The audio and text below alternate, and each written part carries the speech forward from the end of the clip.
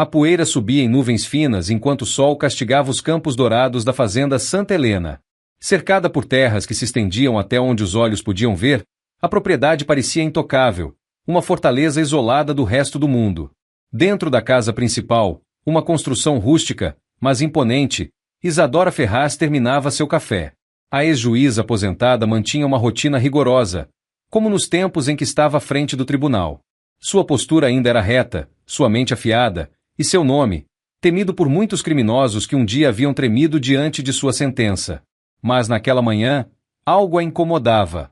O vento carregava um cheiro diferente. O tipo de mudança que um instinto treinado não ignorava. Foi então que ela ouviu. Primeiro, um ronco abafado de motor ao longe. Depois, o som de caminhões pesados se aproximando. Isadora franziu o senho e se levantou da cadeira, caminhando até a varanda. Na estrada de terra, uma fila de veículos se aproximava. Caminhões velhos, alguns lotados de gente segurando bandeiras vermelhas. Outros, carregando barracas, ferramentas e lonas pretas. Ela conhecia aquela cena. Invasores. Isadora não moveu um músculo. Apenas observou, silenciosa, enquanto a caravana se aproximava e começava a se espalhar pela entrada de sua fazenda. Homens e mulheres desciam dos caminhões, carregando mochilas e enxadas. E então, uma mulher robusta, de cabelos curtos e um megafone na mão, subiu em uma carroceria. Companheiros! A voz dela ecoou pelo campo. Hoje começa nossa resistência. Essa terra pertence ao povo. Um grito de aprovação se ergueu entre os invasores. Isadora fechou os olhos por um segundo, inalando o ar quente da tarde. Então, abriu-os novamente. Vocês não fazem ideia do que acabaram de começar. Ela virou-se e entrou na casa. Tinha ligações a fazer. Isadora atravessou a sala com passos firmes, pegou o telefone fixo e discou um número que não usava há anos. O outro lado da linha atendeu quase de imediato. General Albuquerque, pois não? A ex-juíza apoiou a mão na mesa e olhou pela janela. Do lado de fora, os invasores já erguiam suas barracas, como se fossem os novos donos do lugar. Aqui é Isadora Ferraz. Tem um problema na minha propriedade. Precisamos conversar. O silêncio durou apenas um segundo antes da resposta vir seca e objetiva. Estou a caminho. Isadora desligou o telefone e respirou fundo. Lá fora, um dos líderes do grupo caminhava na direção da casa. Era um homem alto, de barba rala e jaqueta surrada. Ele subiu os degraus da varanda e ergueu a mão para bater a porta. Antes que pudesse fazer isso, Isadora abriu. O homem ficou surpreso por um instante, mas logo se recompôs. Bom dia, senhora. Meu nome é Marcos. Nós representamos o movimento dos trabalhadores sem terra. Viemos para reivindicar essa propriedade para a reforma agrária. Isadora não piscou. Reivindicar? Repetiu, cruzando os braços. Marcos assentiu. Esse território é improdutivo. As terras precisam ser distribuídas para quem realmente precisa. A ex-juíza arqueou uma sobrancelha. Improdutivo? Você trabalha com lavoura? Não diretamente, mas... Pois eu trabalho. Ela o interrompeu. Cada hectare dessa fazenda está sob planejamento. Se você não vê colheitadeiras em movimento, não significa que a terra está abandonada. Marcos tentou manter a compostura. Não queremos conflito. Nossa luta é justa e mais famílias virão. Esse agora é um território de resistência. Isadora deu um meio sorriso. Resistência? Quero ver até onde isso vai quando vocês perceberem que escolheram um lugar errado para invadir. Ela fechou a porta antes que ele pudesse responder. Do lado de dentro, sentou-se calmamente e serviu mais um café. Ela já havia julgado criminosos, políticos corruptos e assassinos. Mas agora, a luta não seria no tribunal. E eles não faziam ideia do que estava por vir. O calor da tarde pesava sobre a fazenda enquanto os invasores continuavam a se instalar. Eram dezenas, talvez mais de 100, espalhados entre as barracas e caminhões. Alguns erguiam bandeiras vermelhas, outros desenrolavam faixas com palavras de ordem. Marcos se aproximou da mulher do megafone, que observava a propriedade com um olhar calculista. Ela não parece assustada, comentou ele, coçando a barba. A líder, identificada apenas como Clara, soltou uma risada curta. Essas fazendeiras velhas sempre bancam as duronas. Mas no fim, todas cedem. Marcos não tinha tanta certeza. Algo nela me incomoda. Ela não parece uma proprietária comum. Clara deu de ombros. Não importa. Já conseguimos tomar terras de gente muito mais poderosa. O governo está do nosso lado. Mas Marcos permaneceu inquieto. Então, ouviu-se um barulho. O ronco de um motor pesado cortou o silêncio. Todos os olhares se voltaram para a estrada de terra que levava à sede da fazenda. Uma caminhonete preta avançava, levantando poeira enquanto se aproximava. Quando parou, a porta do motorista se abriu. E um homem desceu. Ele tinha cabelos grisalhos, óculos escuros e um porte rígido. Vestia uma jaqueta de couro e botas gastas, mas o que mais chamava atenção era a postura. Cada passo era preciso, calculado. O tipo de homem que não precisava levantar a voz para impor respeito. O general Albuquerque havia chegado. Ele parou ao lado da varanda, retirou os óculos escuros e olhou ao redor. Eles trouxeram bastante gente.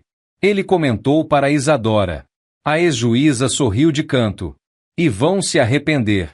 Clara caminhou a passos largos na direção da varanda, o megafone ainda em mãos. Quem é você? Perguntou, o tom carregado de desconfiança. O general a encarou por alguns segundos antes de responder. Isso não importa. O que importa é que vocês têm duas opções, sair por conta própria ou serem removidos. Clara riu. Você acha que vai nos assustar? Já enfrentamos muita gente. Essa terra agora é nossa. O general deu um pequeno sorriso e virou-se para Isadora. Eles realmente não sabem onde se meteram. A ex-juíza assentiu. Ainda não, mas vão descobrir. O silêncio que se formou entre os dois lados era carregado de tensão.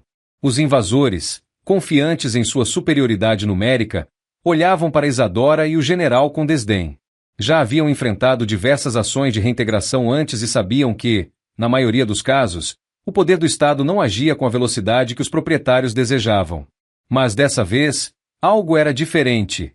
O celular de Isadora vibrou no bolso de sua calça jeans. Ela atendeu sem pressa. Diga. A voz do outro lado era precisa e direta. Equipe a postos. Drones no ar. Eles têm cerca de 120 pessoas, organizadas em pequenos grupos. Alguns carregam facões, outros barras de ferro. Nenhuma arma de fogo visível até o momento. Isadora observou o grupo diante dela sem demonstrar emoção. Entendido. Fiquem prontos. Ela desligou. Clara, a líder dos invasores, cruzou os braços e lançou um olhar desafiador. Podemos ficar aqui o tempo que for necessário. Você pode chamar quem quiser. No fim, quem vai perder é você. O general Albuquerque riu baixinho. É mesmo? Ele deu um passo à frente e apontou para um dos caminhões dos invasores. Vocês vieram preparados para um cerco, mas esqueceram o mais importante. O que acontece quando vocês ficam sem comida? Sem água? Sem comunicação? Clara franziu a testa. A gente se vira. A população apoia nossa causa. O governo está do nosso lado. Isadora finalmente se pronunciou. O governo pode até fingir que está, mas você se esqueceu de uma coisa, Clara. Aqui não é Brasília. Aqui, quem manda sou eu. Os primeiros sinais de preocupação começaram a aparecer entre os invasores. Pequenos sussurros. Olhares de dúvida. Isadora virou-se para o general. Hora de apertar o cerco. Ele pegou o rádio preso à jaqueta. Equipe Alfa, procedam conforme o plano. De repente, um zumbido preencheu o ar. Os drones surgiram no céu, voando baixo, observando tudo com precisão cirúrgica. Pequenos, mas letais, captando cada movimento do acampamento. Foi então que a segunda fase começou. Os invasores ouviram o barulho antes de perceberem o que estava acontecendo. O caminhão de suprimentos que trouxeram, estacionado ao lado da cozinha improvisada, explodiu em chamas. Nada que machucasse alguém, ainda. Apenas um recado. O fogo subiu rápido, consumindo os mantimentos armazenados ali. O pânico começou. Gritos. Correria. A confiança dos invasores começou a ruir. E isso era só o começo. O fogo subia em labaredas laranjas, consumindo as caixas de suprimentos enquanto o cheiro de plástico queimado se espalhava pelo acampamento. Os invasores começaram a recuar instintivamente, alguns correndo para tentar conter as chamas, outros apenas assistindo, atordoados. Clara apertou os punhos. Vocês acham que isso vai nos assustar? Gritou, girando o megafone para o grupo. É isso que querem? Nos intimidar? O general Albuquerque soltou um pequeno suspiro de impaciência. Esses aí sempre falam demais. Isadora concordou com um leve aceno de cabeça. Vamos ver até onde vai essa valentia. Ela virou-se e pegou o rádio novamente. Equipe Alfa, fase 2. O som de motores distantes foi se intensificando. Em segundos, 5 caminhonetes blindadas surgiram na estrada, aproximando-se em formação fechada. Elas carregavam homens de preto, capacetes táticos e coletes reforçados. Eram ex-integrantes da segurança privada de Brasília, gente que sabia trabalhar sem chamar atenção, mas que, quando necessário, fazia estragos. Eles pararam as caminhonetes no limite do acampamento e desceram em silêncio, sem pressa, mas com a presença de quem não estava ali para negociar. Cada um segurava um bastão de choque ou uma espingarda calibre 12 carregada com balas de borracha. Os invasores perceberam o erro. Aquela não era uma reintegração de posse comum. Eles não estavam lidando com policiais hesitantes ou burocratas que seguiam ordens políticas. Eles estavam lidando com gente que sabia lutar. Marcos, que até então mantinha um ar de confiança, deu um passo para trás involuntariamente. Clara percebeu. Ninguém sai daqui. Resistiremos até o fim. Berrou, tentando reacender o ânimo do grupo. Mas a verdade era que os olhares ao redor dela já haviam mudado. As faixas de protesto pareciam insignificantes agora. Isadora desceu os degraus da varanda com calma, as botas batendo firme contra a madeira. Deixei vocês se instalarem aqui para que entendessem sozinhos o erro que cometeram. Agora é a última chance. Ela fez um gesto sutil com a mão. Os homens de preto deram 3 passos sincronizados para frente. Os invasores recuaram. A tensão explodiu. Quem quiser sair, saia agora. Quem ficar, vai pagar o preço. Os primeiros desertores começaram a correr, deixando para trás mochilas, bandeiras e qualquer resquício de bravura. Os que ficaram, agora não pareciam mais tão corajosos. Mas Clara, teimosa, ainda tentava segurar o grupo. Vocês são covardes. Eles não vão nos tocar. Isso aqui é um crime contra o povo. O general Albuquerque deu um sorriso frio. Crime? Isso aqui é só uma faxina. E então, a ordem foi dada. O silêncio que precedeu a ação durou apenas um instante. E então, o caos começou.